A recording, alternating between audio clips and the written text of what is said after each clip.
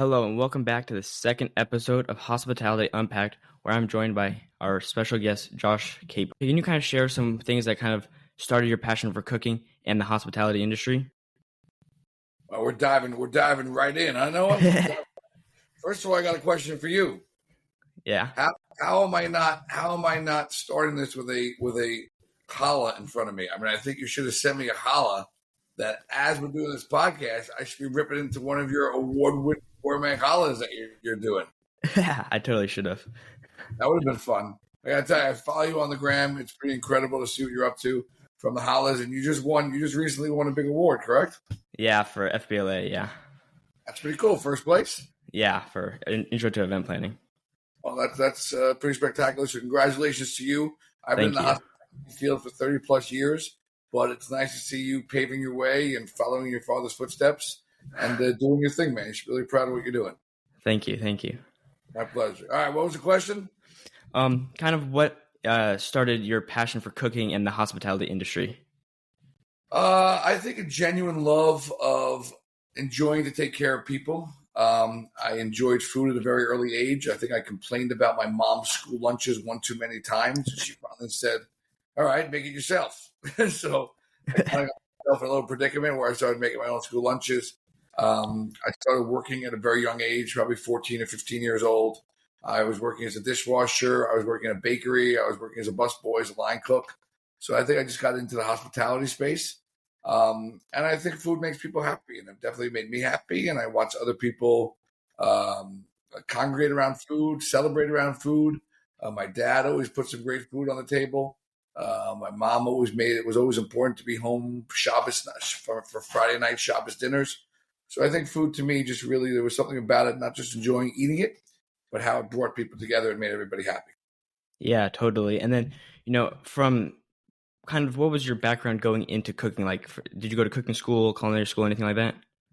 So I started off at a young age cooking in some local restaurants. Your dad and I grew up pretty much in the same town. So place called Our Gang Inn. I was a line cook. I was actually a dishwasher and then a busboy. And then one morning the breakfast line cook didn't show up to work, and the owner was freaking out because he had a busy brunch coming. And I was like, I can do it. He's like, you can't do it. You're just a busboy. I'm like, dude, it's eggs and pancakes and French toast. I make this stuff all the time. So he's like, he had no choice. He gave me a shot. The headline cook didn't show up. He was probably drunk from the night before. And I just started making pancakes and omelets and scrambled eggs. And I was actually, the term amuse-bouche, right? You know what amuse-bouche is? Yeah, of course. What is an amuse-bouche? It's like when you prep before you start cooking and stuff like that. It's a gift from the chef. You're talking about mise en place. Mise en place. My bad. Okay, mise en place is kind of everything to have your stuff ready. But amuse-bouche means gift from the chef. So when you go to a fancy restaurant a lot of times, they start you off with an amuse-bouche. This is a little gift from the chef. So I remember I was working in this local diner, and I started making these apple fritters. I just started taking apple slices and dunking them in pancake batter and frying them. Nothing wrong with that, a little maple syrup. And I was sending these out to all the regulars saying, hey, a little gift from the chef. I wanted to say I was sending out amuse-bouches before I even knew what an amuse-bouche was. Later on, I wound up at University of Maryland. I was there for a couple of years. I was really not performing very well academically to the point where my parents were a little concerned, and they were smart enough to pick me up one Friday, and they took me on a tour of Johnson & Wales University in Rhode Island because I think they knew as parents that that's where I really had a passion and love for cooking. So I like to say I took a tour of Johnson & Wales, and I made a very mature decision at a young age because I was in Maryland. I was in a party school. I had a lot of friends. I was hanging out, having a good time. But I made a mature decision at a young age to say, you know what? I've been doing this for 2 years. This is something that really interests me. Time to get on with the rest of my life. And I transferred to culinary school. And from there, I got an externship with Charlie Palmer at Oriel. I started working for David Burke. I've always wanted to travel. I wound up going to Italy, Germany, Spain, and France for a year. I worked in Colorado, and then I just started my career. That's awesome. So, like, from there, what kind of shifted you into opening your first restaurants and stuff like that? What kind of what? Like, from like your early career and stuff, like what shifted? What was like the shift, like the pivotal moment to opening restaurants? For me, it was kind of wanting to get into the management side. I love being a line cook. I love cooking, but I think I wanted more of that. My dad pushed me to keep going and not just settle for being a line cook. So I took my first manager position. I was the executive chef of a place called Alva, which is one of the Charlie Palmer's bistros downtown. And I just started running my own kitchens. And from there, I moved up to executive chef, to executive chef partner. And now eventually now I have my own hospitality group with David Rowlidge and Gary Vaynerchuk. Yeah, that's really awesome. That's kind of one of my next questions. Kind of what prompted your shift from like previous owning restaurants, like being the executive chef, to then moving into like what you're doing now? Listen, eventually you hit the ceiling. You know, you hit a cap, and it's great to be an executive chef, but I kind of wanted to own this, be an owner, have ownership, have more say. You know, as you get older, you know, you want to keep moving up the ladder, so to speak. So that's when we made that shift. And a few years ago, I started my own company, again with Gary and David, and it's called the VCR Group, and we're doing some pretty cool stuff. That's awesome. And given your success with the various dining concepts, what do you believe is key to creating a long-lasting brand in the hospitality market? I think it's got to be quality driven first. You got to put out a quality product that people resonate with. And by quality, I don't just mean from the onset. I mean, it's got to start off good and it's got to get better. You know, my definition of consistency or quality, whichever one you want to say, is quality is really the consistent delivery of product. Like wherever you go, right? If you go to, I went to Popeyes once, right? Not once, but we don't remember when Popeyes came out with that chicken sandwich. Yeah, of course. Popeyes spicy chicken sandwich. I took my son there and I had it, and I got to tell you, it was like a 9.5. It was great, to the point where a couple of weeks later, I'm like, you know what, Max, let's go for another chicken sandwich. And we had it the second time, and it was like a 6, maybe 6.5. Yeah. I never. After that, I kind of lost interest a little bit because I'm like, it wasn't that great the second time. So I think no matter what you do, whatever product you make, I mean, same thing go for your challahs. If I order your challahs, they're amazing, and 2 weeks later, I'm telling everybody how good these challahs are, and I get them from you again, and for some reason, they're just not as good as they were. You know, I don't. People are tough. I don't know if you get a second chance. So I think consistency is the most important thing. I think there's got to be some good people behind the product, people that you want to root for, but definitely quality.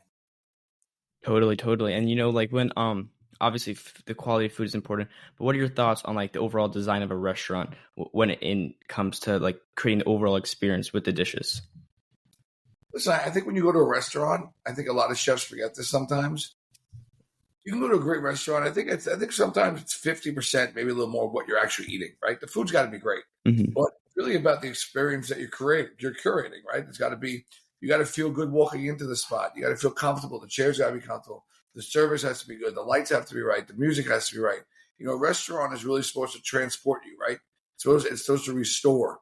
It's supposed to take you someplace else. I mean, I'll never forget, one of the first meals I had at a culinary school was a place called Boulay. You remember David Boulay? Yes, of course. Passed away recently, but David Boulay, I ate at Boulay, and I remember it was down on Lower Manhattan, and I remember this big wooden door, right? It was this monster wooden door that said Boulay on it. It was an old farmhouse door from France. And I remember when I opened that door, I mean, it took all my strength to open that door. And when I walked in, the first room you walked into was like a little waiting area, right? And there were buckets and barrels of apples and fruits and flowers.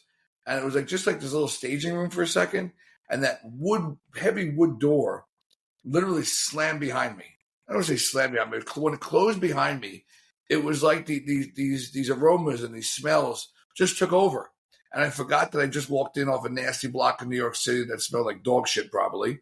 And I walked in, it was like barrels of apples. And it transported you almost to the south of France. And from there, the restaurant, you walked into the restaurant, and it just had a way of really taking over. The food was obviously incredible, but you just felt like you stepped out of New York City for a second and into the south of France for a few hours. And I remember it being a very memorable meal. That's like really awesome to hear that. And kind of, like going from there from like a very like typical, like really natural feeling, just with the digital age we're kind of living in now. And I know one of your recent projects, the Fly Fish Club, I believe, it has a lot to do with NFTs and stuff. So how do you see like going from kind of more of like a rusticy feel to a lot of restaurants to like incorporating more digital aspects into the overall experience? I mean, listen, at the end of the day, whether yes, we sold memberships on the NFT on the blockchain. The restaurant has nothing to do with that. Once you're in the restaurant, it still needs to be feel warm and inviting and comfortable, and still needs to be a great restaurant.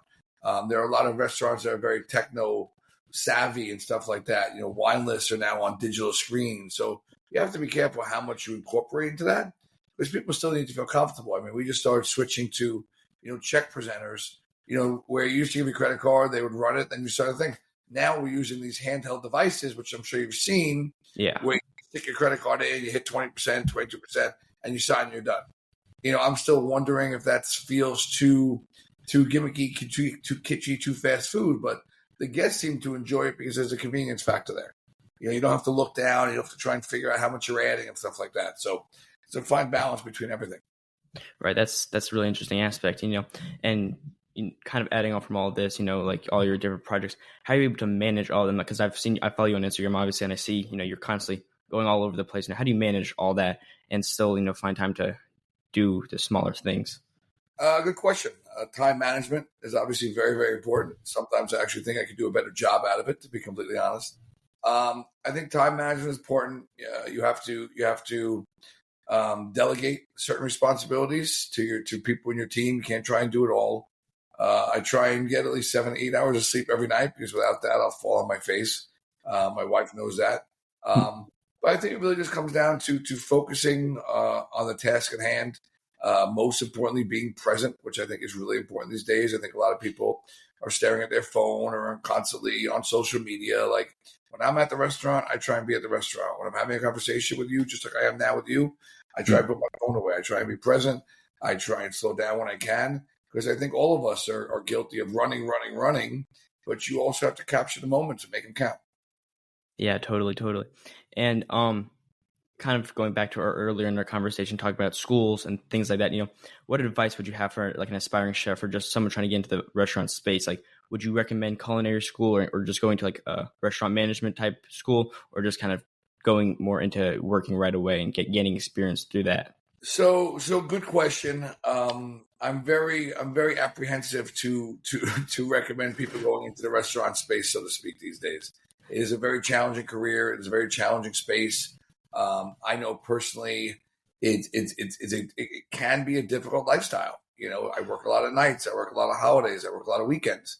When family time comes into place, you want to make sure you take care of that. So the first question I'll answer is, I think the most important thing is to get your feet wet a little bit. Whether you're 16 years old or whether you're 40 years old or anything in between. I've had a lot of people recently over the last few years who hate their job.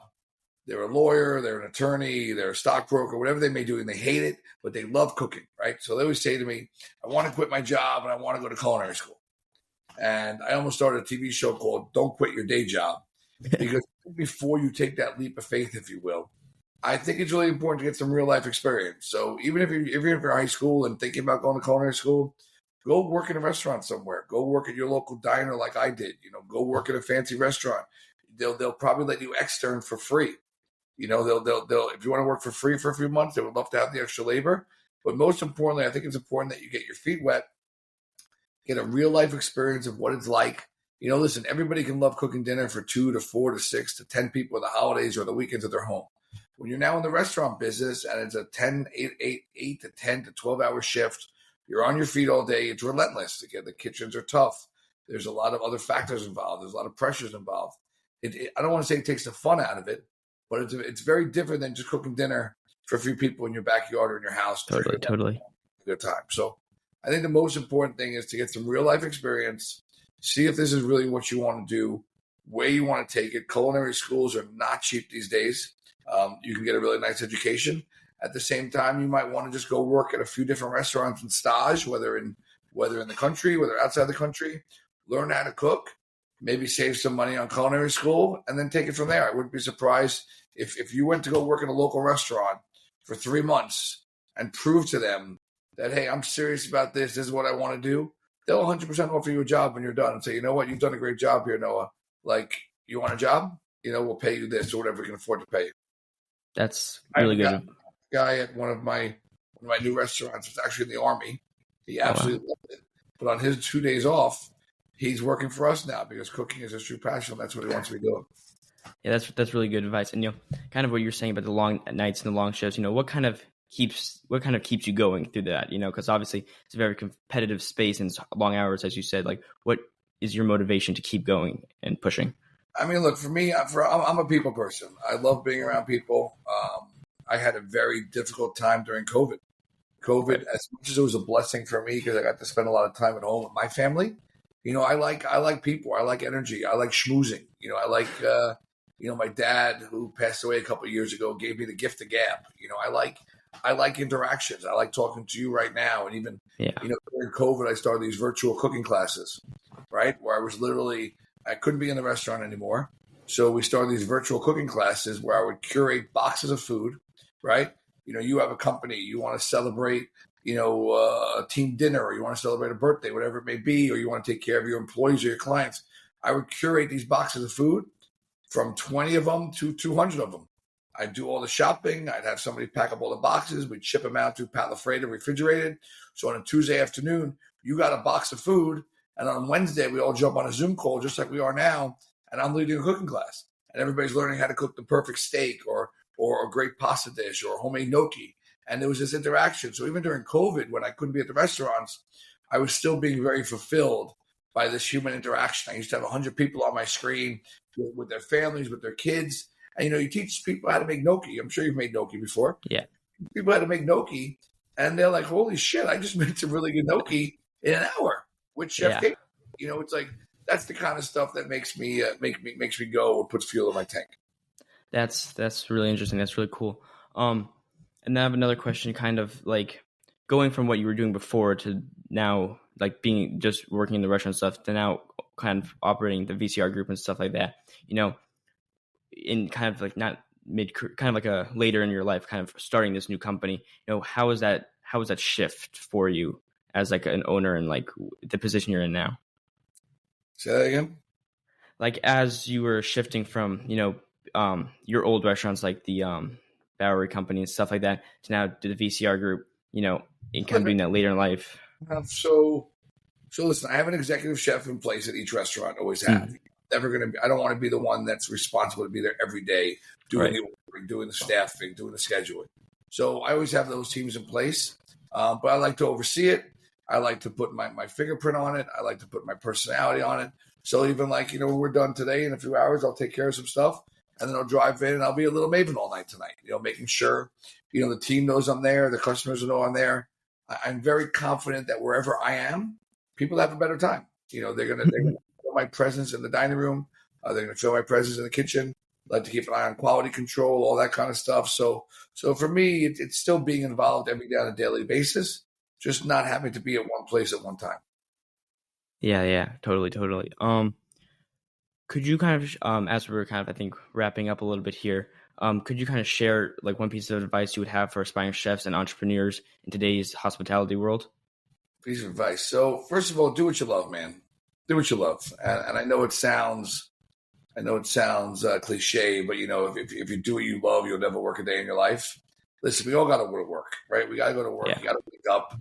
You got to do something with your life. So I think it's important to try and find something that you actually enjoy, because I think if you do enjoy it, and that goes back to me, that my days at Maryland.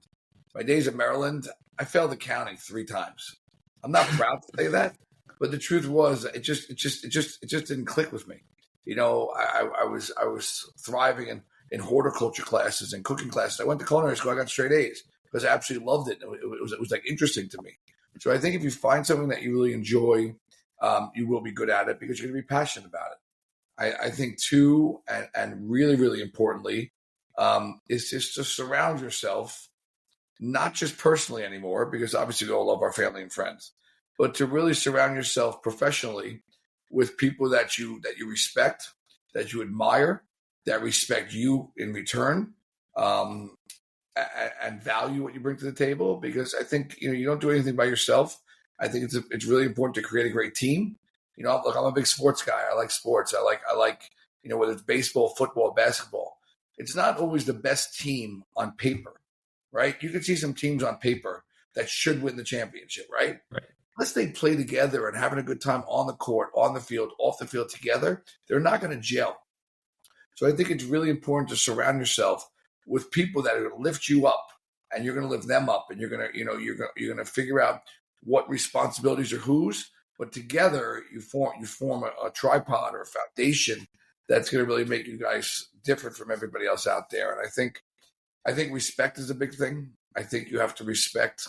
Look, I'm in the restaurant business. I always tell people when I hire them, you have to respect the physical plant where we work, right? You have to take care of this place. You have to take care of the china and the glassware and the silver. Yeah. Because if you break plates every day, it's going to cost me a lot of money. We're never going to make any money. I think you have to respect the place that you work. I think you have to respect the people that you work with, right? When you see somebody every morning, good morning, Noah, how are you? When you say something, when you say how are you, don't just say how are you and keep walking. Say, hey, how are you? Have that minute or two of a personal connection.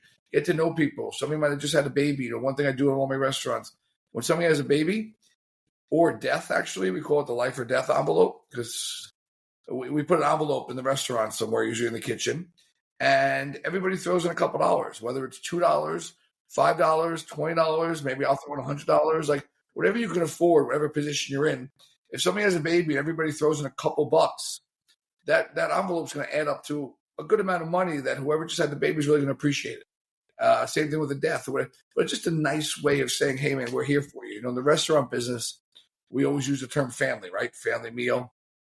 We spend a lot of time together, so we're family. So I think most importantly, surround yourself by good people.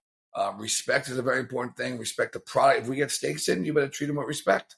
You got to make everyone perfect. So, I think that's pretty much sums it up. Yeah, that was really deep and meaningful to hear. And this podcast is all about unpacking the hospitality industry, and you kind of covered this in your last answer, but this will be the final question. But what does hospitality mean to you? Hospitality. It's funny when I interview people, right? When I interview people, especially for the restaurant business, one of the questions, it's not so much a question, but I always say you have to have hospitality. Don't go in the restaurant business. You have to have hospitality in your blood. You can't fake it. A lot of people that work in the restaurant business, especially the front of the house, are inspiring actresses or actors or musicians or real estate agents. Like, it's not what they really want to be doing, right? They're doing it because they're making money to live, to further their other career.